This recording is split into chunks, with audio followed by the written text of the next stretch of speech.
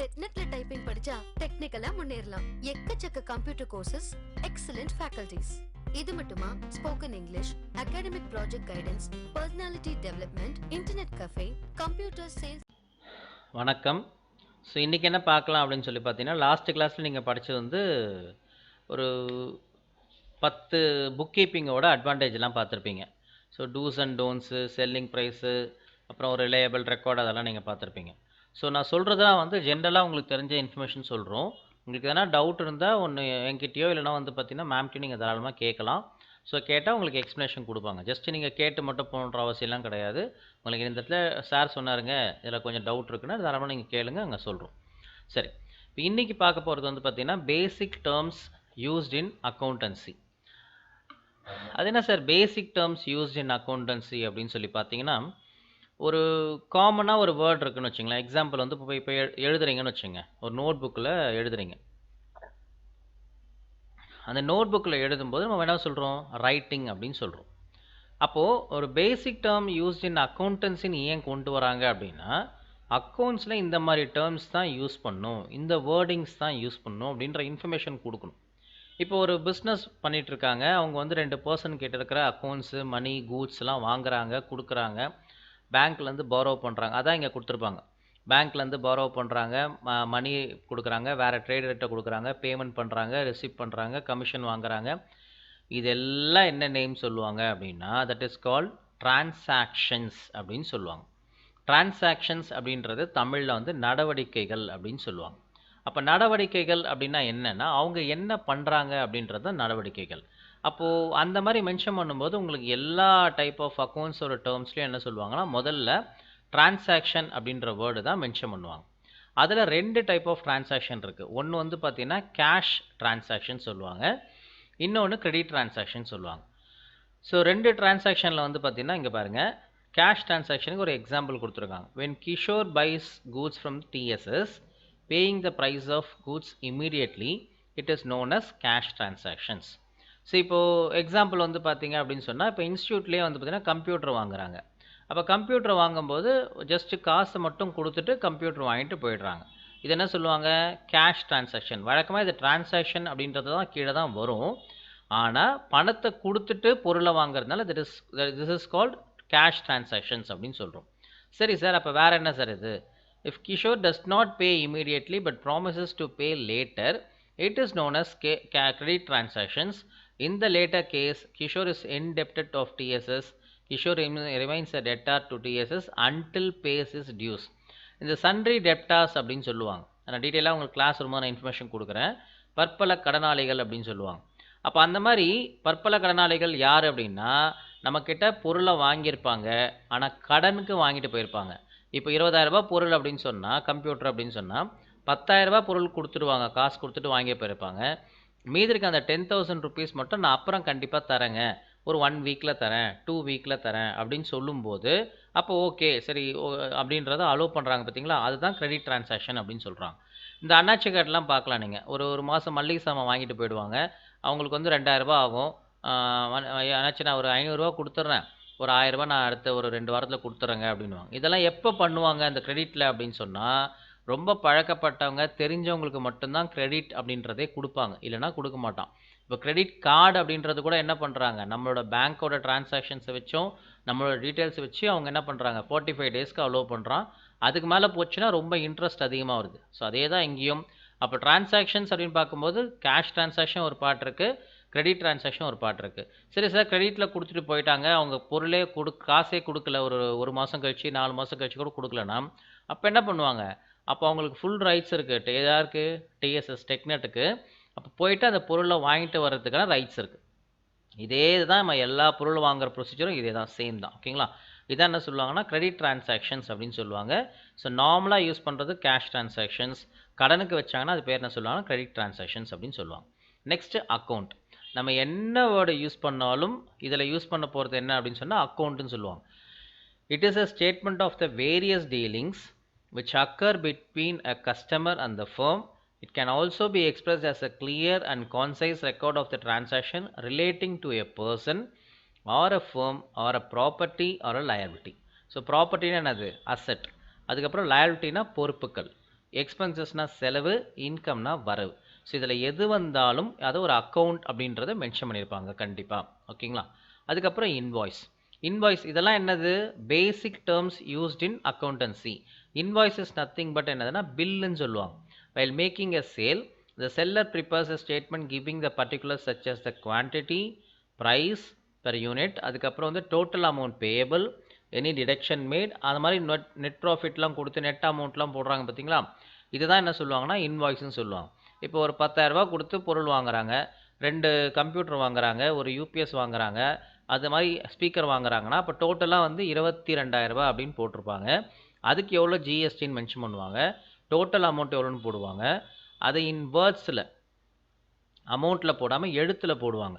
இதெல்லாம் சேர்த்து மொத்தமாக வரதான் என்ன சொல்லுவாங்கன்னா இன்வாய்ஸ்னு சொல்லுவாங்க. அப்போ இன்வாய்ஸில் பார்த்தீங்க அப்படின்னு சொன்னால் குவான்டிட்டி, ப்ரைஸு இது எல்லாமே சேர்ந்துருக்கும். ஸோ இதை இன்வாய்ஸ்ன்னு மென்ஷன் பண்ணுவாங்க. அப்புறம் voucher. A voucher is a written document in support of a transaction. It is a proof that a particular transaction has been taken place for the value stated in the voucher. Voucher is necessary to audit the accounts. Auditing வந்து ரொம்ப முக்கியமான part எதுனா voucher தான். இப்போ example பார்த்தீங்கன்னா இந்த ஸ்பீக்கர்லாம் பண்ணுறாங்க பார்த்தீங்களா? ஸ்பீக்கர்லாம் வந்து ஃபங்க்ஷன் நடக்கும்போது, ஒரு ஆனுவல் டே நடக்கும்போதெல்லாம் பண்ணுவாங்க. இப்போ அவங்கலாம் ஸ்பீக்கரை கொண்டு வந்து கனெக்ட் பண்ணுவாங்க, ஃபங்க்ஷன் முடிச்சுட்டு போயிடுவாங்க. அப்போ அவங்களுக்கு காசு தரணும். எவ்வளோ தரோன்னா ஒரு 2,000 ரூபாய் 5,000 ரூபாய் ஏதாவது காசு தரோன்னு வச்சுங்களேன். அப்போ என்ன பண்ணுவாங்கன்னா அங்கே யார் ஆடிட்டிங் பார்க்குறாங்களோ அக்கௌண்டண்ட்டாக இருக்கவங்கன்னா என்ன பண்ணுவாங்கன்னா ஒரு பேப்பர் எடுத்து அதில் வவுச்சரில் எழுதிப்பாங்க. அது என்னென்னா ரிட்டன் டாக்குமெண்ட், அது பில்லு கிடையாது. அவங்கக்கிட்டேருந்து அவங்க என்ன பண்ணுவாங்கன்னா அவங்க பேரை போட்டுட்டு என்ன ப்ரொஃபஷனுக்காக நான் என்ன வேலைக்கு பண்ணேன்றதை அவங்க மென்ஷன் பண்ணிவிட்டு அந்த அமௌண்ட்டை மட்டும் எழுதி சைன் வாங்கி வச்சுப்பாங்க. திஸ் இஸ் கால்ட் வவுச்சர் அப்படின்னு சொல்லுவாங்க. அப்போ இந்த மாதிரி ஒரு பேர் யூஸ் பண்ணும்போது பேசிக் டேர்ம்ஸ் அக்கௌண்டன்சியில் வந்து பில்லுன்றதுக்கு பதிலாக வவுச்சர், இன்வாய்ஸ் அப்படின்ற வேர்டெல்லாம் கண்டிப்பாக யூஸ் பண்ணுவாங்க. வவுச்சர் வந்து பார்த்தீங்கன்னா பில்லு மாதிரி அது ரிட்டன் டாக்குமெண்ட் அப்படின்னு சொல்லுவாங்க. Support of a transaction. பில்லாக கொடுக்க மாட்டாங்க, அதுக்கு பதிலாக வவுச்சராக எழுதி கொடுத்துட்டு போயிடுவாங்க. யார்? அந்த மைக் செட் போட்டவங்க அப்படி யூஸ் பண்ணுவாங்க. அதுக்கு மைக் செட்டுன்னு கிடையாது, காமனாக இன்ஃபர்மேஷனுக்காக சொன்னேன். அப்புறம் கேபிட்டல். கேபிட்டல்னால் பார்த்தீங்கன்னா முதல். இப்போ முதல் அப்படின்றது வந்து பார்த்தீங்கன்னா ஒரு பிஸ்னஸ் ஆரம்பிக்கும் போது உங்களுக்கு எக்ஸாம்பிள் பாருங்கள். ஒரு பிஸ்னஸ் ஆரம்பிக்கும் போது it means the amount which the proprietor has invested in the firm. ஒரு ப்ரொப்ரேட்டர் வந்து ஒரு பிஸ்னஸ், ஒரு கடை ஆரம்பிக்க போகிறாங்க, ஒரு ஷாப் ஆரம்பிக்க போகிறாங்க, ஒரு இண்டஸ்ட்ரி ஆரம்பிக்க போகிறாங்க, எதுனாலும் முதல்ல என்ன பண்ணுவோம்? இன்வெஸ்ட் பண்ணும். ஸோ இன்வெஸ்ட் பண்ணும்போது பார்த்தீங்கன்னா Hari started business with ₹1 lakh on January 1, 2006. If he earns a profit of ₹10,000 during the month, then the capital will be ₹1,10,000 on January 31, 2006. So அந்த மாதம் முடியும் போது ஒரு 10,000 ரூபாய் உங்களுக்கு பிஸ்னஸ் போட்டதில் ஏதோ ப்ராஃபிட் வந்ததுன்னா அப்போ அதை என்ன சொல்லுவாங்கன்னா கேபிட்டல் அப்படின்னு சொல்லுவாங்க. In a running business, the excess of assets over liabilities is known as capital. So assets over liabilities அப்படின்றது என்னென்னா இப்போது அசட்ஸோட லயபிலிட்டிஸ் அதிகமாக இருந்தால் அது பேர் கேபிட்டல் அப்படின்னு சொல்லுவாங்க. லயபிலிட்டிஸ்னால் என்னன்னு சொல்கிறேன். ஸோ இதில் வந்து பார்த்திங்கன்னா fixed capital, floating or circulating capital, working capital, ரொம்ப டீட்டெயிலாக போனீங்கன்னா இதெல்லாம் தெரிஞ்சுக்கணும். வழக்கமாக கேபிட்டல்னால் முதல் அப்படின்னு வச்சுங்க. இது மட்டும் அது மட்டும் உங்களுக்கு தெரிஞ்சால் போதும். ஸோ இல்லை சார் எனக்கு ஃபுல்லாக வேணும் சார் அப்படின்னு சொன்னால் அதுக்கப்புறம் என்ன கூட எக்ஸ்பிளைன் பண்ணுறேன். ஸோ நெக்ஸ்ட்டு பார்த்தீங்கன்னா லயபிலிட்டி. லயபிலிட்டி அப்படின்றது என்ன அப்படின்னு சொல்லி பார்த்தீங்கன்னா which a business concern has to pay legally. ஒரு பொறுப்பு, ஒருத்தர் லோன் ஃப்ரம் அசோக் அப்படின்னா அசோக் கிட்ட லோன் வாங்கியிருக்கேன், பேங்க்லேருந்து லோன் வாங்கியிருக்கேன் அப்படின்னா லீகலாக அவருக்கு திரும்பியும் பே பண்ணி ஆகணும். எக்ஸாம்பிள் நீங்கள் வாங்குகிற housing loan, car loan, bike loan, எல்லா டைப் ஆஃப் லோனும் லயபிலிட்டி அப்படின்னு சொல்லுவாங்க. அப்போ லயபிலிட்டினா என்னது? பொறுப்புக்கள் அப்படின்னு சொல்லுவாங்க. அப்போ அது என்ன டைப் ஆஃப் லயபிலிட்டி வேணால் வந்துட்டு போடலாம், ஆனால் கண்டிப்பாக என்ன பண்ணி ஆகணும்? அதை நீங்கள் ஃபாலோ பண்ணி தான் ஆகணும்.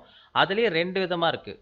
All dues to other including the proprietor's capital are said to be liabilities. Example, long-term liabilities, current or short-term liabilities.